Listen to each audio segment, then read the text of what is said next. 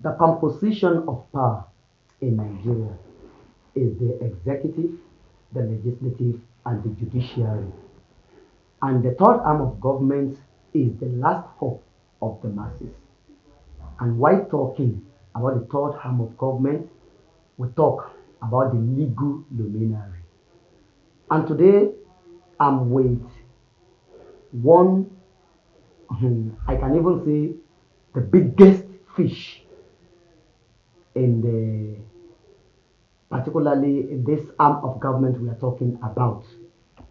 When we are talking about the law and the legal system, my guest is, okay, I'm talking about Chief Michael Adeniyi Akintola, SAA. He's going to be live with me here. As you can see, my name is Ademola Adeshokan. Chief Michael Adeniyi Akintola, good to have you, sir. You're welcome. Thank you, sir. How are you doing? Fine. Oh, the third arm of government, the the judicial arm of government. Please, can you tell us about the purpose, the origin, and how the judicial system supposed to be functioning in a nation like this? Well, if you are speaking about the judiciary, it depends on which context. But if it's under a democratic setting, it's the most powerful of the three arms of government. Okay. Under our You media, mean supposed to be most powerful? it's the most powerful Okay. under a democratic setting. That was why I identified under which system of government are you talking about. Okay. Under our medieval monarchical system, because we have our own concept of democracy in Africa. Uh, Under that system, the Alaafin was the executive, the whole Oyo Empire. The most powerful of the three arms under Alaafin was the source. Of course, we had the Oyomisis Okay. that constitute the legislative government. Under that system, the source were the most powerful. Okay. That's the only body that could impeach Alaafin, not necessarily by removing him, but by asking him to go and commit suicide. Okay. That was their own form of sanction. You ask the Alaafin to go and kó shiba, Hmm. meaning go and do kó lọ go and do the needful. But under a democratic setting, the judicial arm of government is the most powerful because it's the only body that can remove even the president, that has the executive, that remove the the governor, that could tell the legislative arm of government that the law they passed was unconstitutional. You can see the enormous That's why power. they interpret the law. Yes, you can see the enormous power at the disposal of the judicial arm of government under a democratic setting, and everybody must obey. That was a setting under the provision of Section 287 of the Constitution. All authorities must obey judicial decision. Okay. In fact, in some setting, in some democratic in climes, to disobey a court order in itself constitutes impeachment offense. So that was why I asked, under which system of government are you? Let's talk about the democratic system of government. Under a democratic system of government, it's the most powerful. It should be the most feared. But unfortunately, people out there don't know. They see the executive as the most powerful. No, the most powerful is the judicial arm of government. It interprets the laws. Some ignorant people say that sometimes say the judiciary don't make the law. They do make the law through their pronouncements. Okay. For instance, if you look at the Electoral Act, the amendment done to the Electoral Act in 2010 Okay. were brought about as a result of judicial pronouncements. So the judicial do make laws through their pronouncements. Okay. You say what we have done is unconstitutional, I can't do it that way. For you to make it constitutional, you have to go and amend the law in line with the judicial pronouncement. Okay. And our democracy is still evolving. Most of the amendments that have been done so far were brought about as a result of judicial pronouncements. Okay. So, it should be the most feared. Only those in the executive know how powerful judicial arm of government is. Okay. And that is why any But they are the third arm. yeah? They are not. They are the third arm. They are the third arm. They are not the first, they are not the second, but the provision of the law that creates them made them the most powerful. Okay. Because that same provision says of the Constitution, says whatever they say, you must obey. Okay. Law is fine. Fine. Okay. Oh, Chief, let's look at the how courts they operate. How they operate, and I want to look at the election petition tribunal.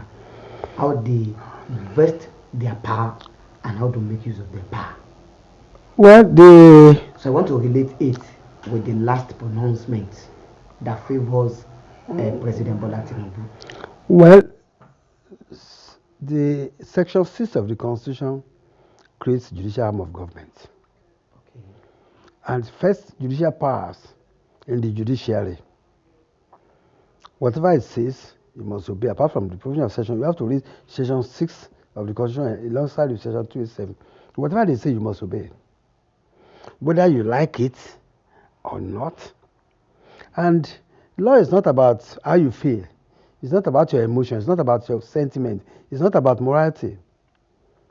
Because many people say the moral, what is moral? The law doesn't recognize that. Morality is an unruly horse, as defined by Lord Denny. What is morally wrong in one society is not in another society. For instance, in our own society in Nigeria, there's a particular tribe in Benue. When you visit your friend, there is duty bound to entertain you with his wife. It's not morally wrong. So morality is an unruly horse. When you get astride it, it takes you to where you don't expect.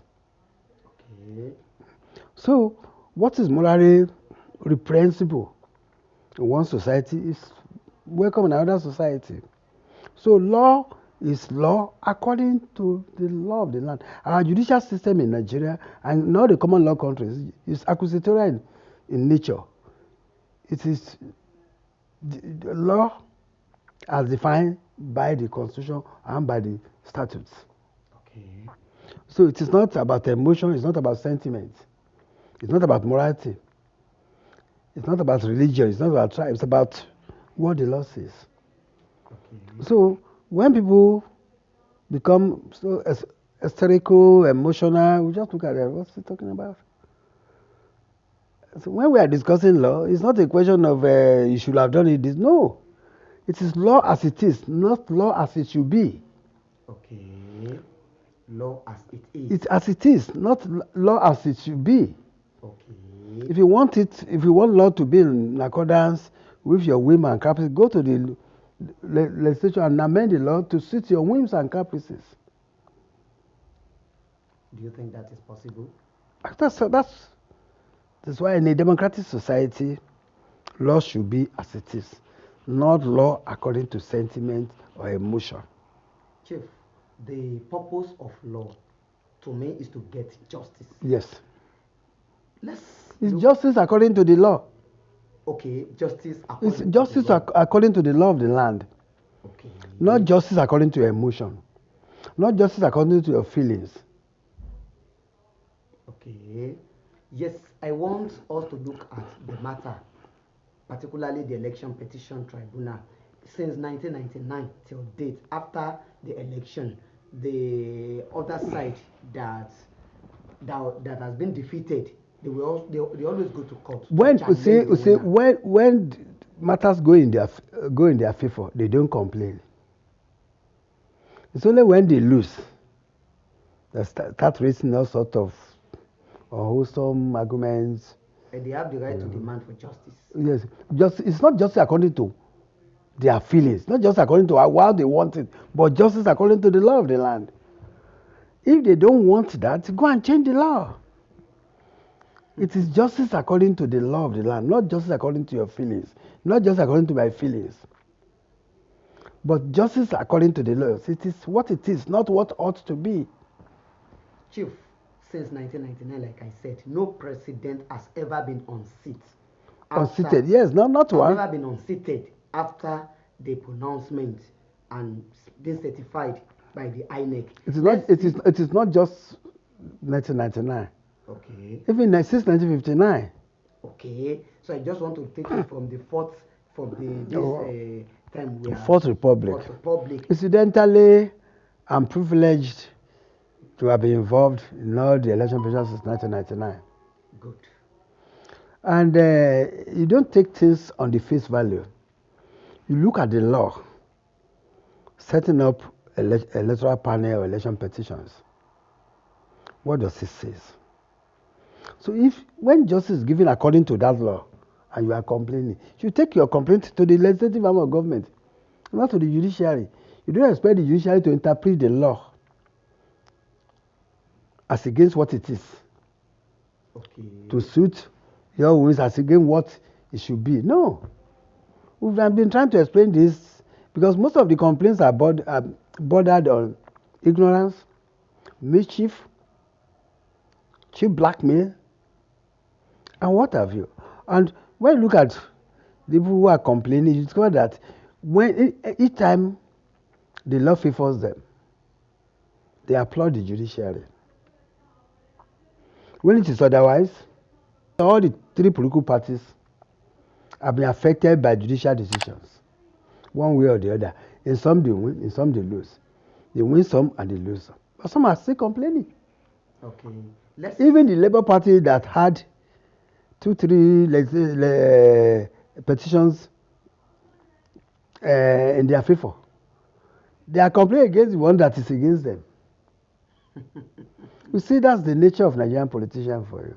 Okay, so let's say the outcome of the election petition tribunal that gave judgment in support of the sitting president of the Federal Republic of Nigeria. Well, ordinarily, I would have loved to comment on it because it was our decision that we should not speak to the press on that, but I can speak on it because they are yet to file their appeal. So information reaching me from Abuja, even as of today, that they have not filed. I think they intend to file next. But the moment they file by Tuesday, I won't make any comments. Okay. You know, in other words, you are lucky to have come today. If the moment they file their appeal, because it will be sub judice. Okay. I will not be in a position, as a senior lawyer, I will not be in a position to comment on a matter that's pending in a court of law. Of course, many people are flouting that. You see some of our people going on the television and radio canvassing issues that ordinarily should not have been canvassed, because once a matter is pending in the court of law, nobody's allowed to comment on it. It amounts to contempt of court. But because for now, what we're having is the judgment of the Court of Appeal. Okay. No appeal has been filed. So we'll take it that that's the conclusive judgment. So you can go ahead with your question. Okay, thank you very much. Yes, the outcome of, let me say, the judgment being made by the election petition tribunal. Already made, not being made. Okay, because you are talking of the presidential. Already made. Okay, that's good. The presidential candidate of PDP, Alhaji Atiku Abubakar, and the Labour Party, Dr. Peter Obi, they were not okay with the judgment. What do you see? Well, it's their constitutional right to complain, and if you want to file appeal, it's also their constitutional right. But as I speak, they are here to file any. So, and when we get to the bridge, we shall cross it. On the judgment that was given, it was given in line with the law of the land. Okay. The judgment was given in line with the constitutional provision of the country and the Electoral Act. And I should do what? Educate us. Yes, let me educate you on that. When you look at the petition itself as was filed, Obi pleaded that he had 40,000 polling agents in his pleading. And if you look at the electoral constituencies of the country, there are 176,602 polling units. So it's 40,000 units which he claimed to was having was not even up to 25%. Ordinarily, the case ought to have died there. But because of sentiment and how to please you people in the press and the social media, I think the tribunal bent backward. Even what you are saying you had in your own petition was 40,000. And you to work it out arithmetically, 40,000 out of 176,000 is not up to 25%. And for you to win, you have to win at least 2/3 of the state of the federation. By your own admission, having admitted that you had 40,000, it means you don't have agents in more than 2/3. Okay. You see the logic? So how could you have said that you won the election when by your own admission you said you had only 40,000? When judges were judges, when judiciary was judiciary, when we came on board as lawyers, short pleadings will kill the case right there. Okay. The lawsuit will ask you to address us on this, on basis of your pleadings. So by his own pleading, he shot himself in the foot. So the matter will not fly at all. It should not even go beyond that level. When judiciary was judiciary before it became so media driven, because our judiciary is now too media driven. Okay. Too media driven. People go on the television, certain law, certain constitution. We never met it that way. But all these Sorosoke boys and that's what they have turned the whole thing to. In those days, when we came on board to make sure the kind of assertion people are making on tele and radio now, they go straight to prison. Just so Made, the respected chief judge of all Western region, sent a lawyer to prison for that. It's on their law report. I condemn against the state. But usually it's no longer applying all those things. Usually it's now pandering to sentiments, and when they see judges that stood their ground, they say, no, we have to obey the law, they start maligning him or her. It's sort of unfortunate. Okay. See, on the basis of Obi's pleading, his case ought to have ended there. Not only that, the 40,000 he claimed he had, he never called one. One Out of 40,000. out of the 40,000. Even assuming without conceding that, look, you had 40,000 polling. Where are they? You could not even produce one. If I tell you this, you won't believe it. The governorship candidate of APC in this state, of a Labour Party in this state, was Alhaji Taufik Akinwale. Obi never knew him. Taufik lived in my house in Abuja. Their governorship candidate. He had no single agent. I'm a politician in this state. That means they don't work together. He doesn't even have a single agent in this state. And I tell you, Oyo State is one of the 5 major states in the country that if you win election in those 5 states, you have won. Okay. Lagos, Kano, Oyo, Sokoto, Kaduna, you are home and dry. So, sir, are you saying because Labour Party and Peter Obi doesn't have their agents in their... If you don't have agents, does that mean that people doesn't voted? Nobody voted. They don't even have agents there. And if you say you have agents, where are the results of your agents? Elections are won and lost at the polling units. And there are 176,602 polling units in this country. By your own admission, you say you had 40,000. Work it out. It's simple arithmetic. So that means in all those polling agents, it means you don't. That don't have their agents, their result was manipulated. How could you say that? I mean, that's an unscrupulous conclusion. I'm asking. No, let's face it this way. Okay. There are 176,000 polling units.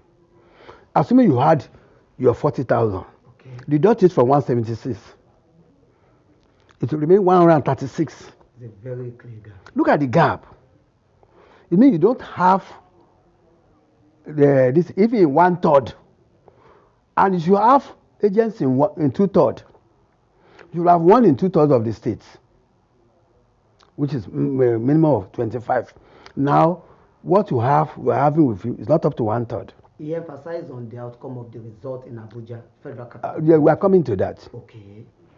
Now, if you are saying that you won election, where are the results of your election from those remaining 136,000? Okay. Even assuming you had the one you claimed you had, 40,000. Where are the results of remaining 136,000 units? Come on, people just speak without listening to them.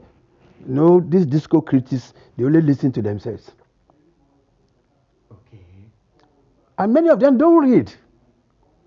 They can't even read the Constitution and the Act. You are saying somebody has been convicted, and there was no conviction anywhere. And even assuming without conceding that there was conviction, take a look at the position of the Constitution, Section 137. It says that if you have been completed, even for murder, after 10 years, you are forgiven. It's in your law. If you don't like it, go and change the Constitution. What the claim they are having against Asiwaju took place in 1983, 40 years ago. Okay. And the Constitution says after 10 years, if you are convicted for murder before, nobody can debar you from seeking elective office. It's there in your Constitution. Why? But most of these people are just constitutional illiterates. Okay. Because they don't read. I'm not the drafter of that. The judges are not the drafter of that. They have their counsel that can interpret to them. But are they listening to their counsel? Don't let me go into that. Okay. No, because they are my colleagues. And you sleep on your bed the way you made the bed. There's nothing a lawyer can do outside the story or the facts you present to your lawyer. Okay. If you are saying you want in all the, okay, where are the facts? If you don't produce the facts, what can your lawyer do? Will he go to Ogbete market to go and manufacture facts for you? It is your duty as a client to present everything you know about your case to your lawyer.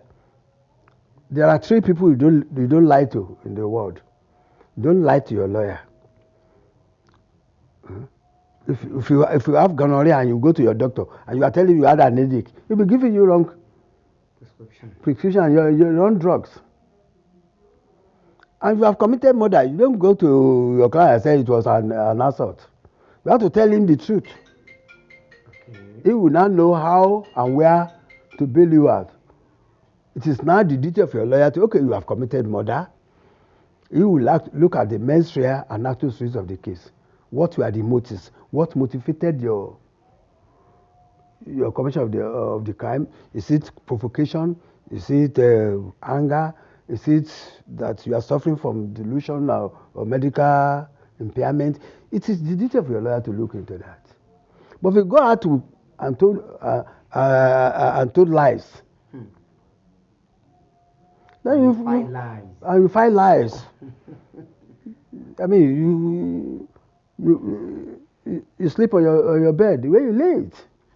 Okay, Chief. Let's look at again. Even that, you see, that was why I said many. He emphasized on that. That was why I said to you that many of these people are nothing but constitutional illiterates. You are talking of section 134. Where did you leave section 299? In interpreting the Constitution, you look at the intention of the legislature. Okay. What is their intention? Is it to make one citizen superior to the other? Then why do you pick only section 134? Where do you leave section 1 of the Constitution? Where do you leave section 44 of the Constitution? Where do you leave section 14 of the Constitution?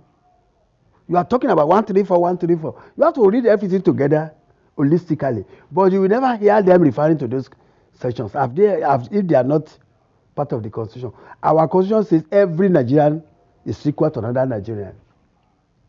The constitution says you have one vote, I have one vote. That the president of the country has only a vote, the messenger has a vote. Okay, so we are equal before We are all equal. You are now reading section 134 that tends to suggest that a citizen in Abuja is superior to the one in Ajawa, in Igolua. Doesn't work that way. In terms of electoral value.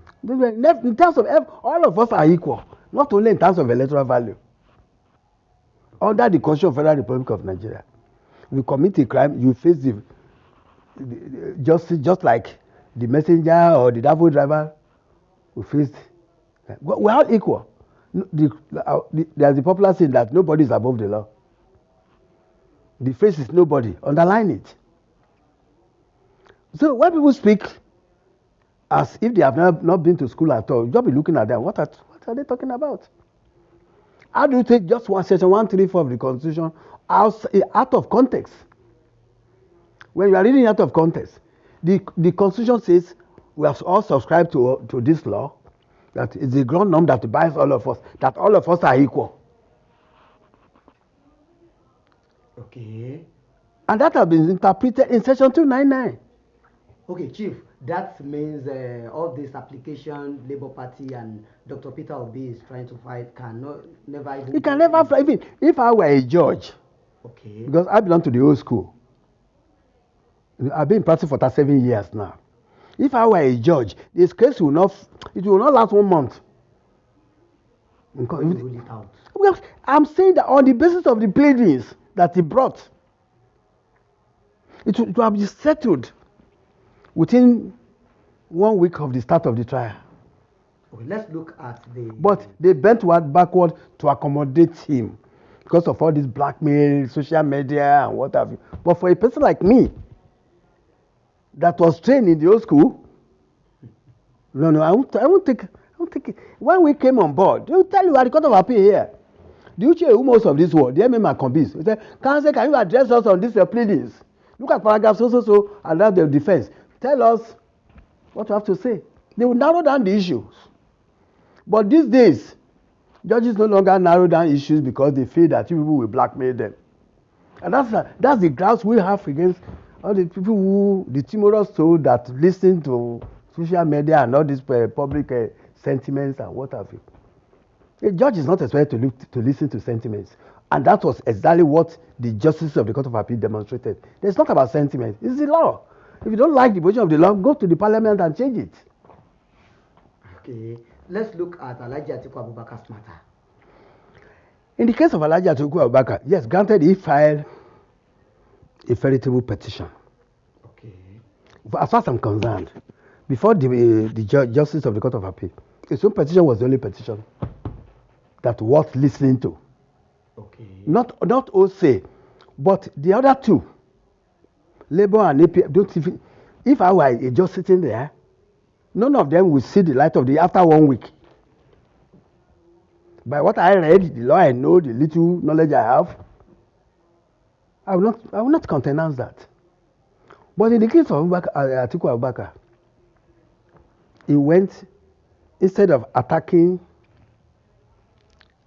the election results, okay, based his petition mainly on sentiments. You are saying, yes, there was a double nomination, just like APM. But APM is an offshoot of PDP, where they are one and the same. Okay. They are one and the same. It was something that was created out of PDP. So they are one and the same. We know ourselves. You see, if I file a matter on your behalf, and I ask my junior and my chairman to go and file on his behalf. Okay. You see, the people will say, so when you look at that, the same issue you are raising about double nomination, you've gone to the regular court and lost.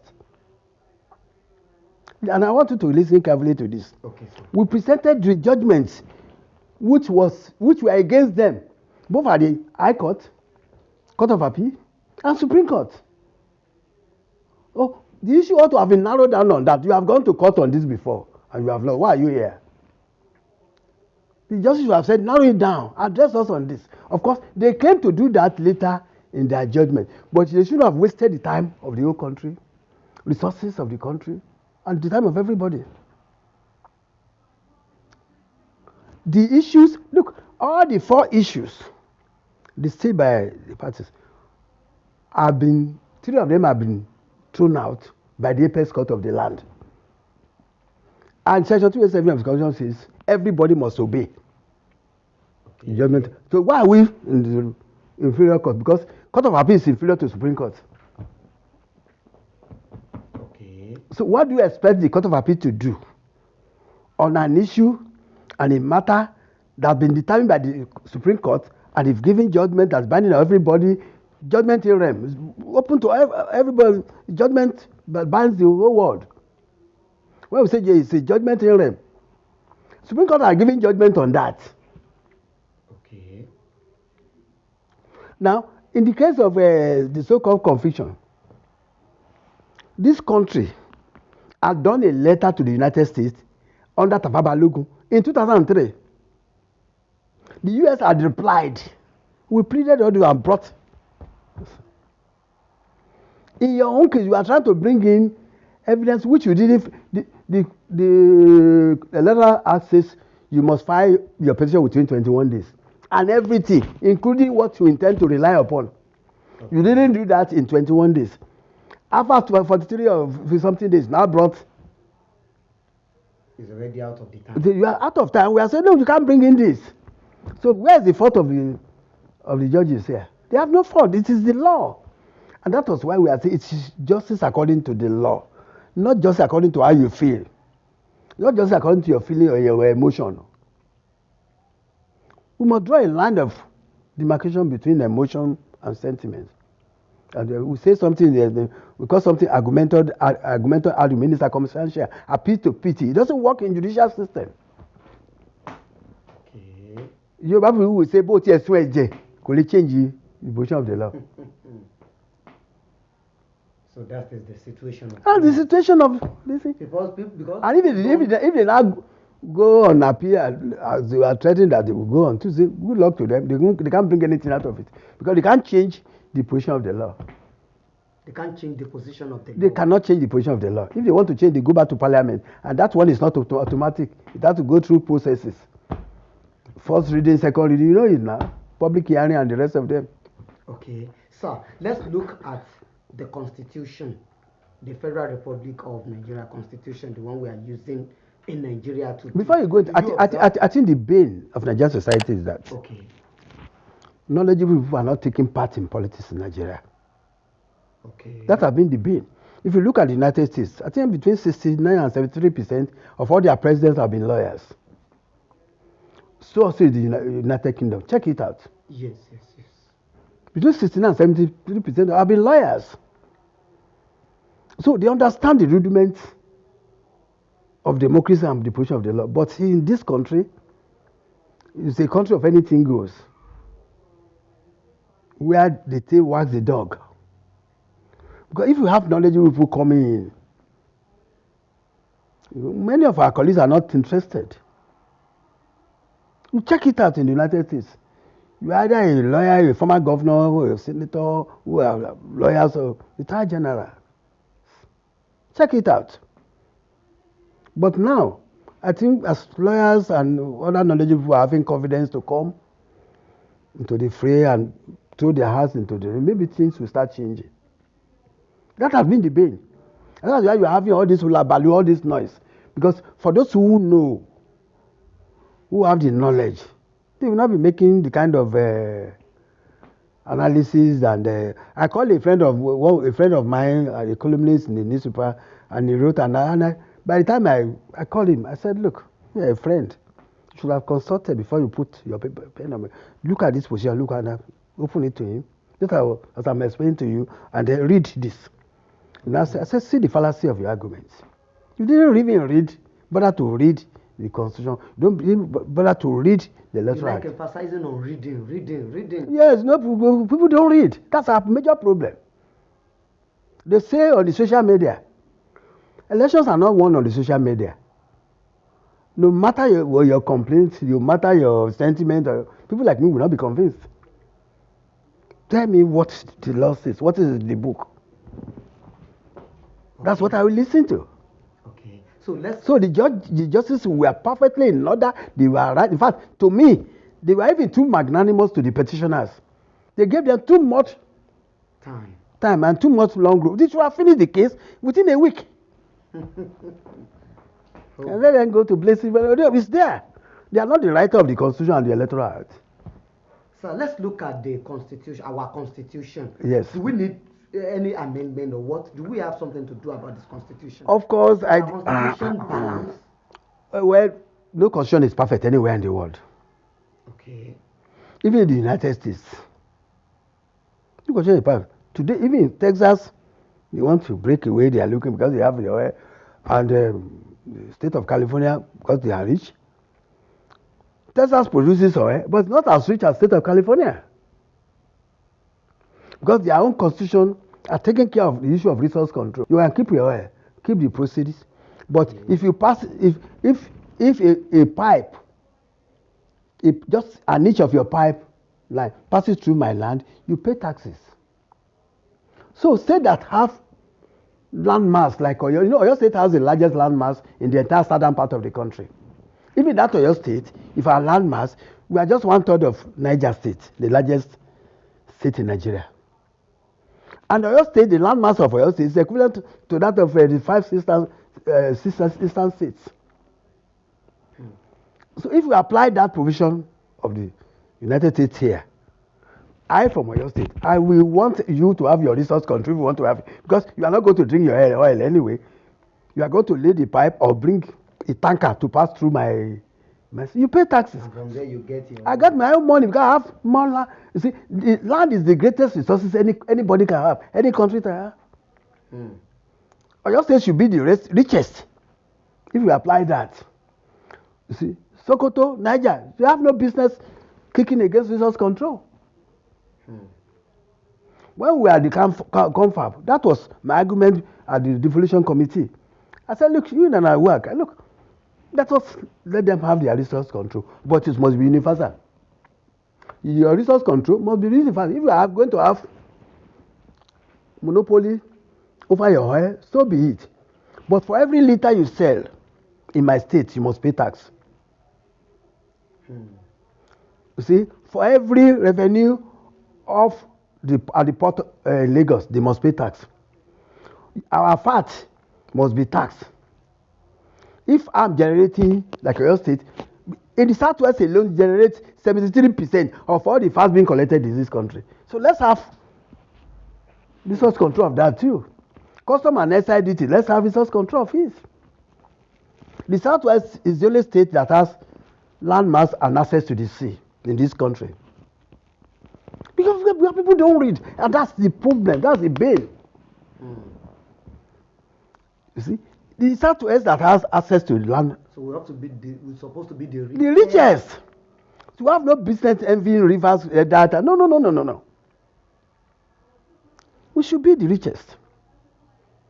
So, but people will leave substance and administration shadow.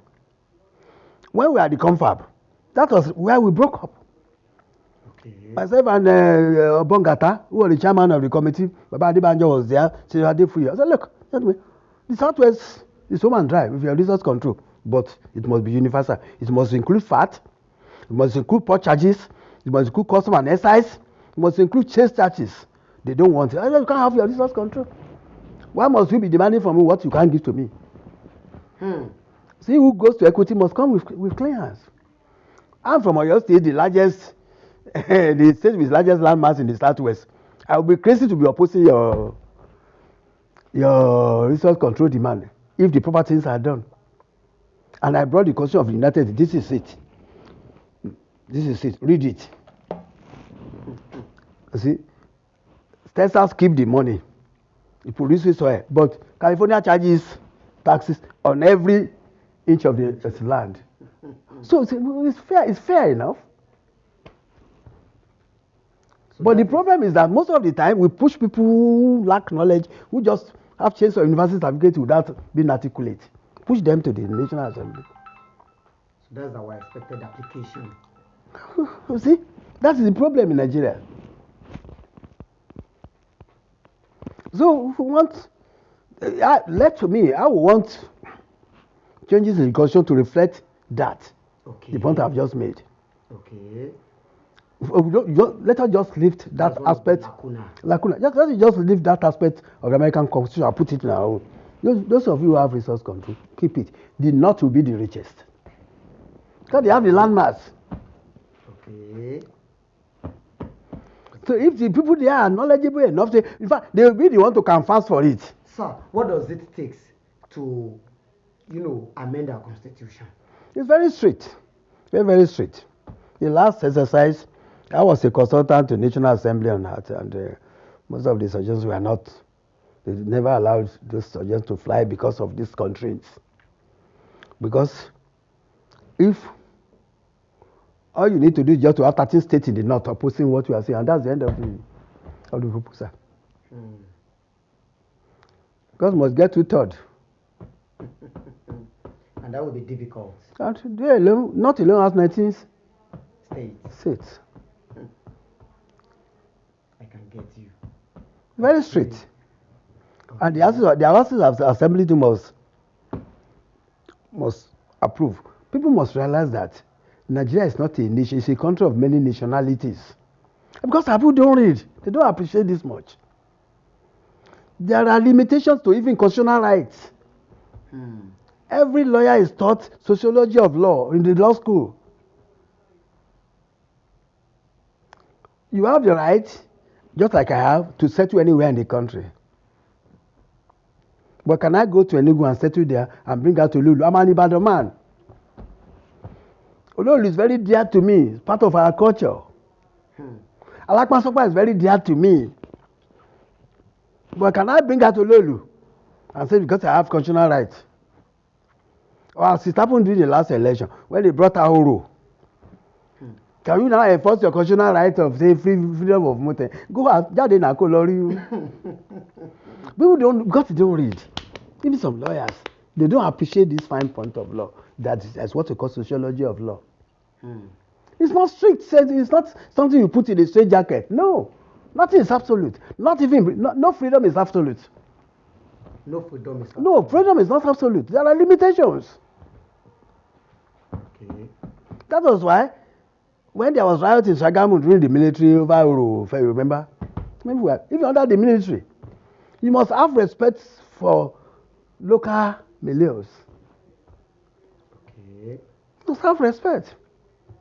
You can't say because you are a governor or you come and insult my traditional Olubadan and claim you have something under immunity of the constitution. I will vote against it. Many of our brothers and sisters who are really Badons will not take kindly to anybody insulting the Olubadan.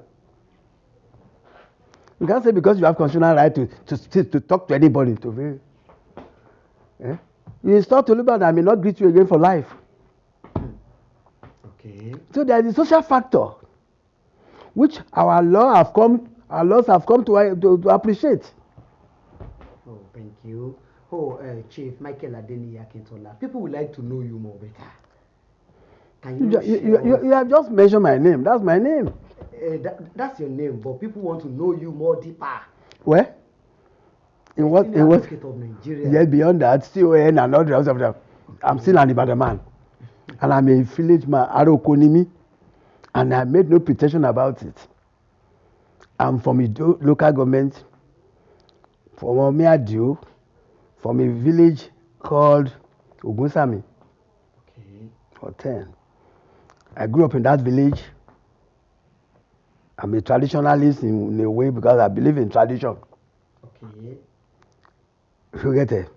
I don't belong to all these religionists and I'm not an adherent of any in the name of God PSC. No, I'm a Christian and a Baptist by denomination. but a very liberal one. Okay. Like you noticed today, I was made to sit in the midst of the affairs and see, I'm very liberal. Okay. I build churches and I build mosques. I've been sending people to Mecca and Medina for the past 32 years. You're a politician. I'm a politician. You're a senior lawyer. No, I'm a How senior do you lawyer. go? The truth, I know I'm a professional in politics. I belong to Awolowo and Bolagi School of Thought. So we don't believe that politics is a profession. To me, politics is not a profession, it's a vocation. Okay. Politics is not supposed to be a profession. It is a vocation. And that's, we're trying to make it a profession is what is blinding many of them in these social problems they're having. As well, after finishing as commissioners, as local government chairman, councillor, it became wretched. Even if they are stealing everything during their tenure, why not? Ìpè àwọn aráàlú gan ò ní jẹ́ kán gbádùn. Owó aráàlú tó bá jẹ́ owó aráàlú náà jí. You're also a politician. I'm a politician, yes, but a professional. I'm not a professional politician. I'm a professional in politics. To me, politics is a vocation. It's not a profession. Okay. Look at our father. May God bless his soul, Chief Bola Ige. When he was refused second term of office, the following Monday he was in court. He went to court. You listen to Akeredolu every now. You are a pressman. Listen to every now. This time they threaten. He said, "No, I go back to my chambers." My friend and twin brother, the Attorney General and Minister of Justice, still goes to his chamber every evening. But it's only 1 a.m. You still go back to the chamber. Even he will still go back to the office. About 2 a.m. Last week in the office, around 2 a.m. Serve your state as the governor, assuming you have emerged as the governor, and after 4 or 8 years, you still go back to the chamber. Of course, you have seen the difference. Let me tell you. You know, when I was a deputy speaker of this state, I was going to court. I was servicing my clients. I was doing my job. Somebody went to court and said I should not practice. He lost. Because there's nothing in that constitution that says the legislature should not. But because the constitution says you have to sit for 181 days. And 1/3 of that is your requirement. 1/3 of 181 days is 61 days. Okay. So if I were, unless I'm a Senate president or speaker, if I'm just ordinary senator, I'll be going to court. And I want people to challenge it in court. To say I could. Of course, there are precedents. There are decisions on that. Nobody stops you. And that's why they are stealing us blind. Because the civil society do, and they themselves, they don't want to work. We should go back. It should be part-time. The constitution says maximally you have to sit for 181 days and minimally 61 days. So what are you doing for the rest of the 365 days in a year? The reason why our national assemblies are always scanty when they are having their sitting. That's why if you don't sit up to 61 days, you lose your seat. Okay. You tried to serve your state as a governor. What prompted you into that? Because I saw how things are going around, and I travel far and wide. I saw how things are being done in other climes. Do you still have that in mind? Well, only God means that I'm not getting any younger. But only God says, I mean, if you have people of 70-something as president, 80-something as so. But how do you feel when you pass through the street and corners and the roads in your state? How do you feel? Well, thank God for the man there now. He has really tried. I wish you were there yesterday when Oyo Isheyin was being commissioned. Okay. I wish you were there in my own local government. Omi to Ido was last constructed in 1992. And that's a major road that leads to Erua. It was last constructed by the then local government chairman, Alhaji Oyebamiji. I was the deputy speaker then. That road was not just constructed there was drainage, and he put electricity from Mommy to Ido. Electrical poles. And Ido was fitted with electricity for the first time in 1992. But by this time, nothing like that again. Everything has been bastardized, and nobody even deemed it necessary to go and reconstruct or refuse that route since 1992. Okay. So if you are from my local government or from my state, how will you feel? Will you be happy?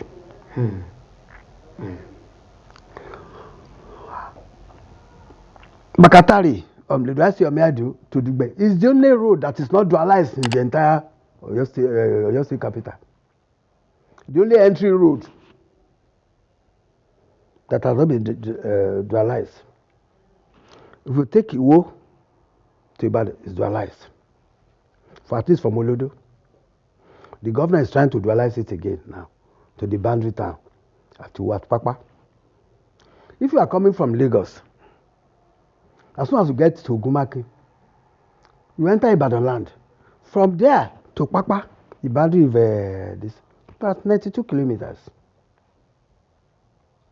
And if you are coming from Irua, as soon as you get to that bridge, Ogun River, from Irua, 13 kilometers away from Irua. From that place to Mamu, the boundary town between Oluyole and Ijebu North, it's also 90-something kilometers. If you are from this state and from that area, will you be happy at the state of the roads? You want to throw your hat into the ring. For the first time, major roads in the Ido local where I come from are now being attended to by Governor Seyi Makinde. As a matter of fairness to him, he's doing 5 roads simultaneously in my local government that have been neglected over the years. Don't forget that we were specially punished because of Agbekoya uprising. Onara and Ido, the 2 local governments were specially punished because the leaders of Agbekoya were from there. Bogumbe from Akufo. And Tafadeoye from Akoran. We are specially punished. The something west, by the west of local government, our headquarters was moved. Initially taken to Yanofa. Local government. And Akoran too was taken, the local government there was taken to Yanofa. We are punished. In 1967, before we were later marched with Akinyele. Okay. It was from Akinyele we gained our independence in 1989. Ditto, Akoran. Look at the state of roads in the Ido local government and Onara before Makinde came. So our punishment continues even after the military. Our punishment has started since 1967. The 2 old local governments. Even our traditional rulers were not left out. Those of them who are Obalade were deprived until Makinde came. Okay. And if anybody wants to argue that, you should go and read the case of Agbaje against Commissioner of Police.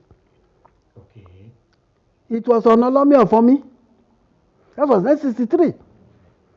In fact, Chief Agbaje, may God repose his soul, may God bless his soul, was detained. He was the lawyer representing all those areas.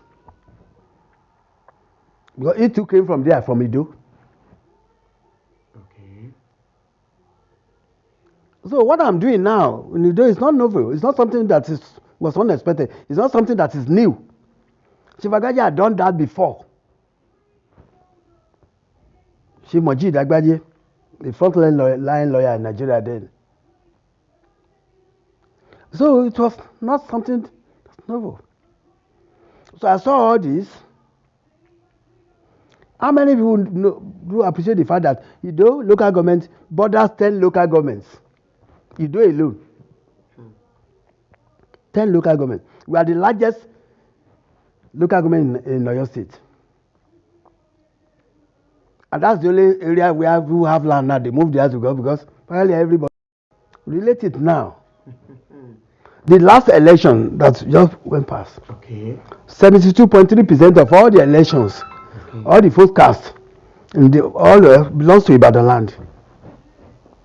So you give it to Governor Seyi Makinde? I give it to him. Okay. If we have been having people who have who think about other areas before now, maybe our lot would have been different. Okay, thank you, Chief Michael Niyi Akintola, SAN, for your time. When I speak, I support what I'm saying with facts and figures at my disposal. And I say, challenge me, fam. Okay. You see, because many people don't have, they don't even know the political and geographical arithmetic of the state. They just speak in fact. And some are equating appointment, political appointment with performance. No. Politics is about interest. I joined politics because of my people. Because of, first and foremost, because of the people of my village, of my local government of Ibadan land, of Oyo State, and of Yoruba land. And that was when I went to the confab, I went there to defend Yoruba interests. Oh. That was a global thing. And everybody applauded me for that. In fact, they made me the leader of the delegate from Oyo and Osun. Our fathers, Chief Ladoja, Chief Ogoshola of the Punch, General Josaki, all of them, they considered to know that this boy. Well, I'm speaking from the position of authority, from real facts. I can fight. And they had that of Osun that I should leave both Oyo and Osun and make Chief Adedeji a lawyer, my deputy, who is holding out to be my father. Well, as what you will say, you want an assistant. You must ensure that your assistant is more intelligent than you are. Otherwise, you'll be the one assisting your assistant.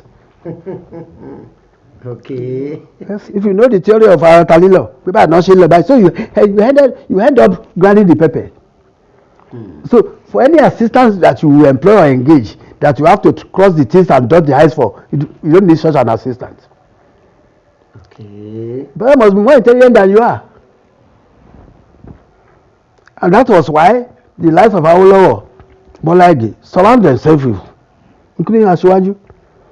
The first time in Lagos, I was part of his think tank. And he tells us that he engages us because he knows our quality.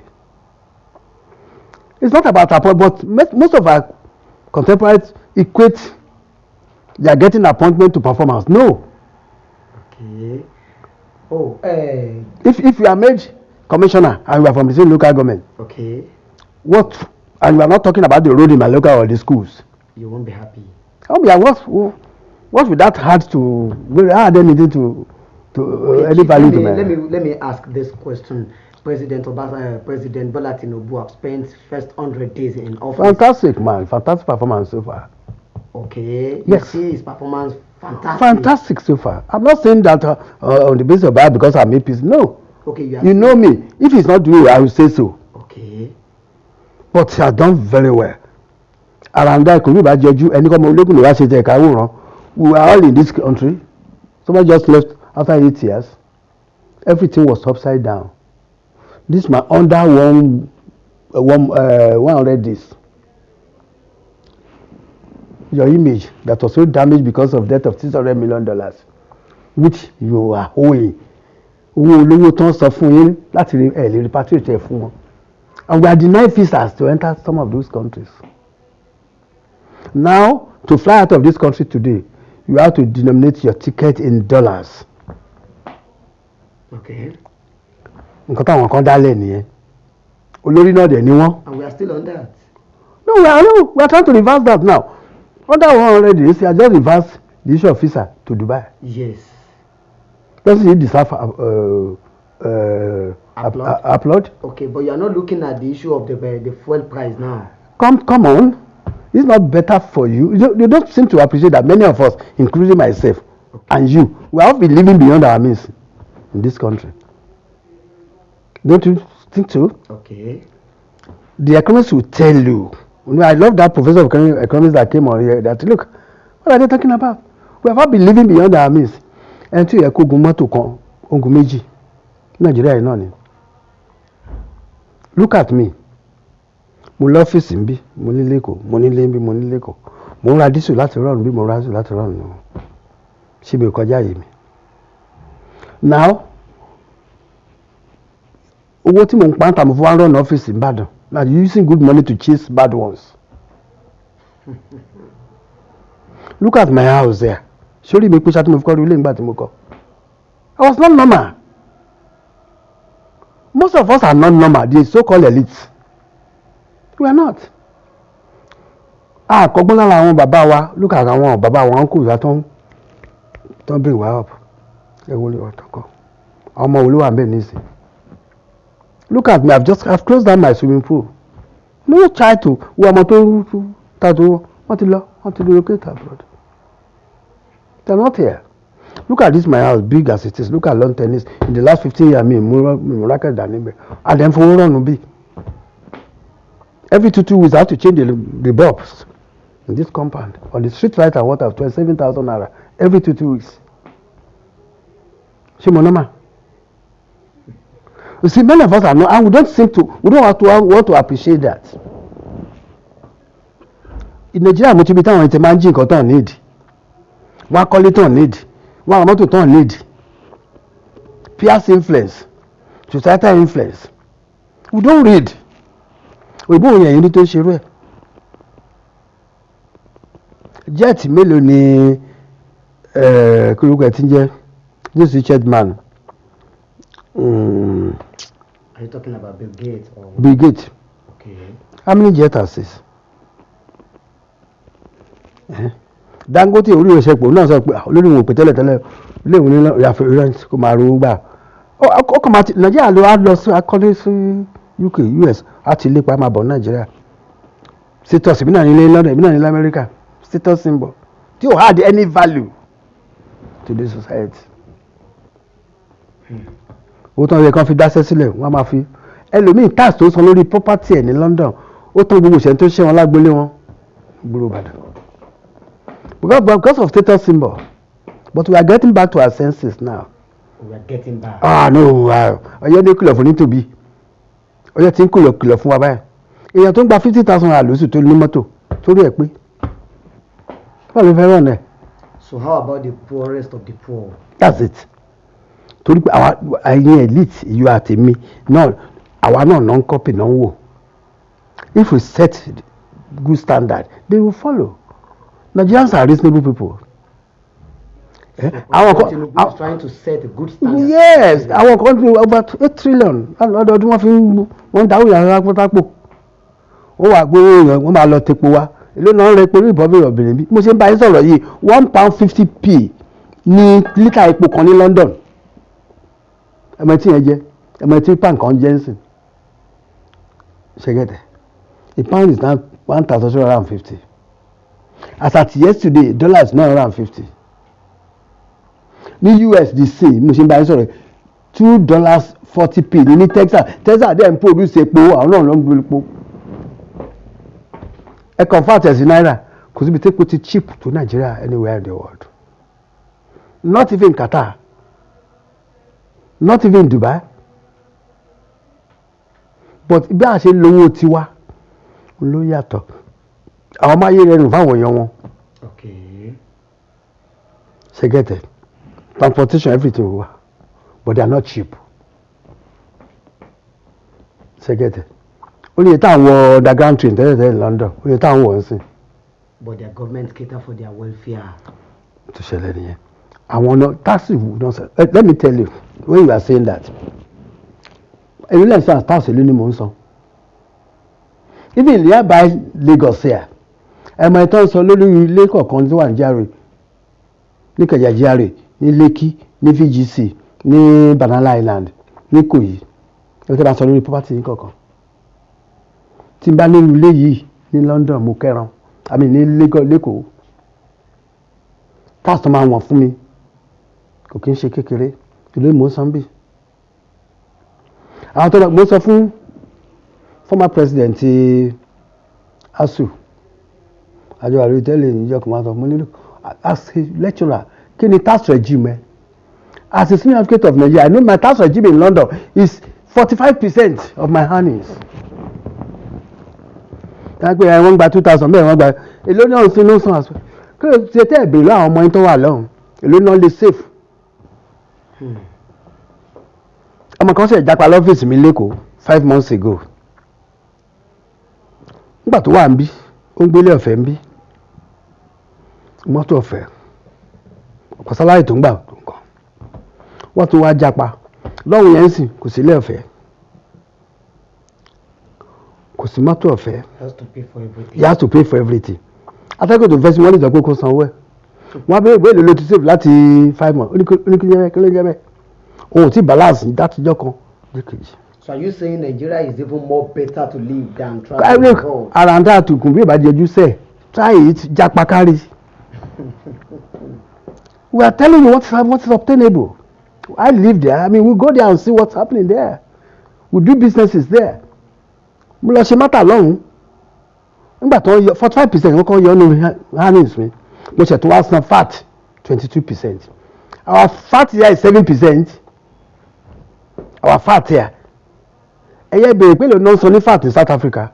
But you just talk about their welfare. The welfare owó yẹn náà ni owó àwé náà fún àwé lójú lọ́hùn yẹn. It is missing here. It's missing yẹn. Tó bá ti kọ́ introduce ẹ̀ pariwo. Ṣé gẹ̀tẹ̀? N tó máa ṣẹlẹ̀ tí mi if I have my way mo ti sọ tẹ́lẹ̀ fún eré. Ẹ tó bá fẹ́ ṣe president Nigeria dáadáa tí ó ṣe governor dáadáa kò dé wariwo ọjà o. Nígbà bá lọ ẹ̀kan ni ó ṣe tó wá ṣe tiwọn dáadáa fúnra wọn náà wà pé kó máa bọ̀ tó wá ṣe lẹ́ẹ̀kejì. Ẹ̀yẹ Fáṣọlá nígbà tó dìde gbogbo nígbà tó bẹ̀rẹ̀ sí ń build lórí structure aṣíwájú adarí ẹ wo mẹ́rin ìbò ló mọ̀ pé the Admiralty Bridge láti Ìkòyí lọ sí Admiralty pé Fáṣọlá ló kọ́ ẹ rò pé òyìnbó ló kọ́ ni ẹ kò federal government ni mẹ́rin ìbò ló mọ̀ pé to alleviate the suffering of the poor.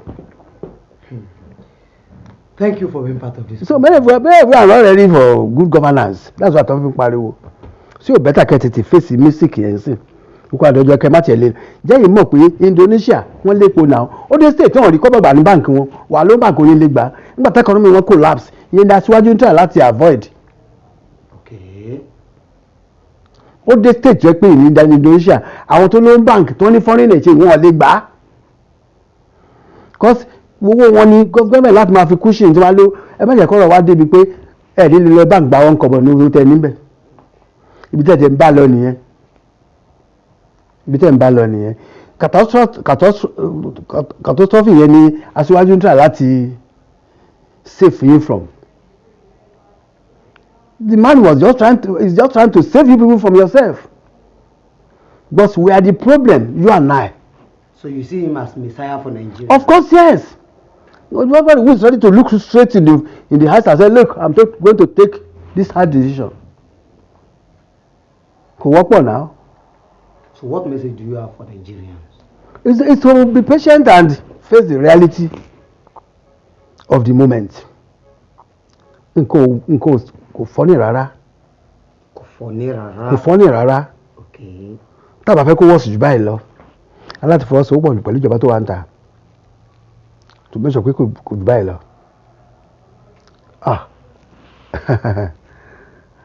These people are trying. Look, èmi àtọ̀rẹ́ mi kan mo fẹ́ dárúkọ ẹ̀ lórí tẹ́lẹ̀. Àjọ wà ní Òwúrẹ́ airport níjọ́ kan. Àwọn sọ̀rọ̀ àwọn governors tán wà ń bẹ̀. Ọmọ Yorùbá ni activist tó wá pẹ́ẹ́dẹ̀ wà láwọn governors báyà á ti sún wọn náà tipẹ́tipẹ́. Department of àwọn governors wà ní South West wọ́n bí tó pa máa ń sọ̀rọ̀ wọ́n máa ń pariwo wọ́n try. You see them trying. Oh my God, okay, ṣé owó tí ó lè Èkó gbà tó ti Rivers àti Delta ni ìbá ọ̀nà bẹ̀rẹ̀ blue line yẹn ṣé owó tó yọ̀ ń gbà látà the money the IGR the allocation coming to Oyo State is this as much as that of Delta or Rivers or even Bayelsa? Our governor is doing ring road 60-something kilometers. When you are coming, the one from the east of Ibadan. It's almost completed. Where we are coming from Ikire, as soon as you pass Sachijire, you see the vibe. When you climb that bridge, your next point of exit will be after Technical University, very close to Gumaki. So, in other words, our governors are trying to build a kind of enclave for themselves that will make the Southwest envy. What did envy àwọn yòókù already? The Southwest is the only place where things are working. Let's tell ourselves the truth. Àtọ̀wé ká dákẹ́ ni wàá tún wà máa parí wọn ká máa kó wọn kẹ́sẹ́ sí. So ṣe gẹ̀tẹ̀. They are the best in the country. I'm not saying that because we don't all the fault ẹ lè sọ pé wọ́n ní. Tẹ́ ẹ bá doubt ẹ lọ sí South àtàwọn tó lépo. Owó tán gbà ẹ lọ gbọ̀n náà wọ̀ kẹ́ rí bó ṣe rí. Ẹ lọ infrastructure wọn bó ṣe rí. Ẹ lọ North West kẹ́ lọ North Central kẹ́ lọ wò. Okay. Wow. So because people talk out of ignorance, you know, and the Bible says people are perishing for lack of knowledge. Knowledge is power. We should encourage our children to read. Okay. Not just limit them to what they got in their various classroom. Let's make them read and be articulate. Not just to have chains of university degrees like many of your people have now.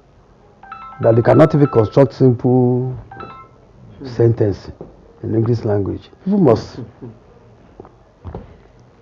Chief Michael Akintola, thank you for featuring on the program. You're welcome. I appreciate the name. Niyi Akintola, Niyi Akintola. When I was in university, I belonged to that club. I say boycott all boycottables. So boycott all foreign names. Okay. And that's why you just see that reflecting much more in my name. This Michael, Jubril, James, Mohammed. No, don't. Okay, thank you. You cherry which SAN, CONSAN. Yes, I've been speaking with Chief Niyi Akintola, SAN. CON before SAN. CONSAN. Well, congratulations once again. So thank you. You are welcome. So let me say this: if you refuse to take part in the affairs of government, you will continue to live under the government of unwise. My name is Ademola Adeshokon. Thank you.